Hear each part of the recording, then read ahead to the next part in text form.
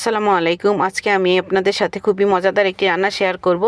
ফুলকপি আলু দিয়ে ডিমের ঝোল, যা গরম গরম ভাতের সাথে খেতে খুবই ভালো লাগে। প্রথমে আমি ফুলকপিগুলো কেটে লবণ পানিতে ভিজিয়ে রাখবো 10 মিনিটের জন্য, যাতে ফুলকপির ভিতর কোনো পোকামাকড় থাকে তা বের হয়ে আসবে। আর এখানে আমি একটি সিক্রেট মশলা তৈরি করব। তার জন্য আমি এখানে নিয়েছি জিরা, আদা, রসুন ও শুকনো মরিচ। আমি 10 মিনিটের জন্য ভিজিয়ে রাখবো। 10 মিনিট পর আমি একটা ব্লেন্ডার জারে এগুলো ব্লেন্ডার করে নেব। এখন চুলে একটি প্যান বসিয়ে পরিমাণ মতো তেল দিয়ে দেব। লবণ ও হলুদ দিয়ে ভালো করে গরম করে নেব। আগে থেকে সিদ্ধ করে রাখা ডিমগুলো দিয়ে ভেজে নেব। ডিম ভাজা হয়ে গেলে কেটে রাখা আলুগুলো ভেজে নেব।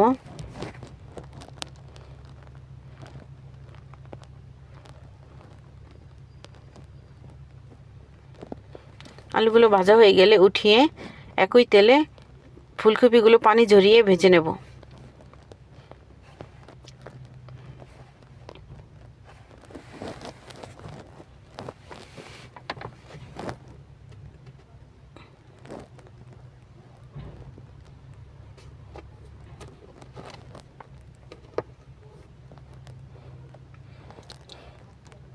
উল্টিয়ে পাল্টিয়ে ফুলকপিগুলো ভেজে নেব। যেহেতু এখানে আমার আলু ভাজা ফুলকপিও ভেজে নিয়েছি, সেহেতু আমার রান্না করতে খুবই কম সময় লাগবে, খুবই অল্প সময় হয়ে যাবে। এভাবে অবশ্যই আপনারা ফুলকপি আলু দিয়ে ডিমের ঝোল রান্না করে খেয়ে দেখবেন, খুবই অসাধারণ লাগে, খুবই ভালো লাগে।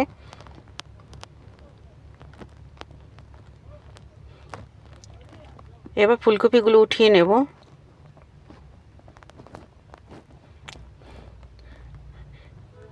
একই তেলে তেজপাতা, দারচিনি ও এলাচ দিয়ে একটু ভেজে নেব।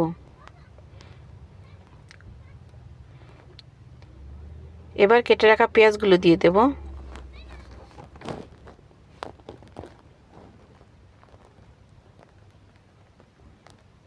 পেঁয়াজগুলো ভেজে নেব। এখানে আমি ব্লেন্ডার করে নিয়েছি মশলাগুলো। পেঁয়াজগুলো হালকা বাদামি রঙে চলে আসলে ওই মশলাটা দিয়ে দেব।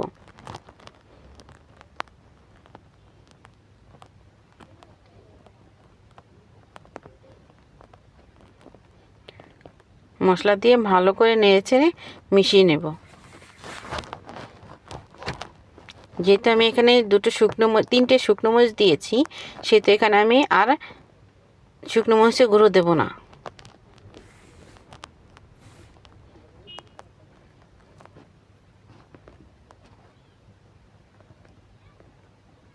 পরিমাণ মতো হলুদের গুঁড়ো ও পরিমাণ মতো ধনিয়ার গুঁড়ো দিয়ে ভালো করে মিশিয়ে নেব।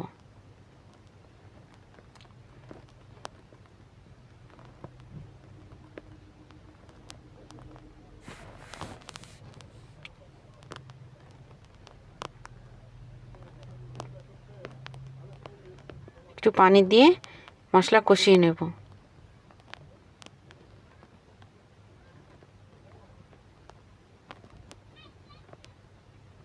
এবার আমি টমেটো পেস্ট দিয়ে দেব।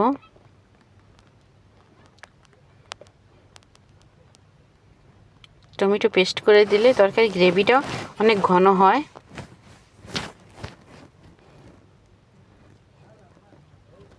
মশলাগুলো কষানো হয়ে গেলে এখানে ফুলকপি আলু দিয়ে দেব। যেহেতু আগে থেকে এগুলো ভাজা, সেহেতু বেশিক্ষণ সময় লাগবে না, অল্প সময় কষিয়ে নেব।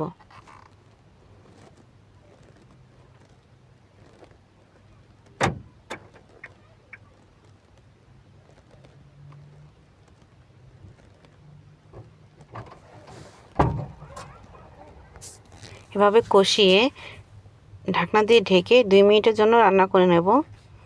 ঢাকনা খুলে একটু নেড়ে চেড়ে নেব। এরপর পরিমাণ মতো পানি দিয়ে দেব।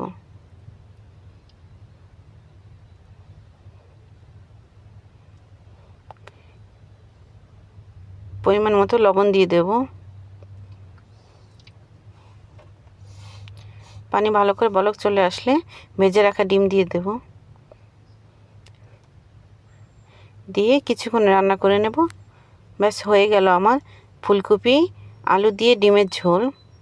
এভাবে রান্না করে অবশ্যই খেয়ে দেখবেন কেমন হয় এবং কি কমেন্টে জানাবেন কেমন হলো। খুবই ভালো লাগবে।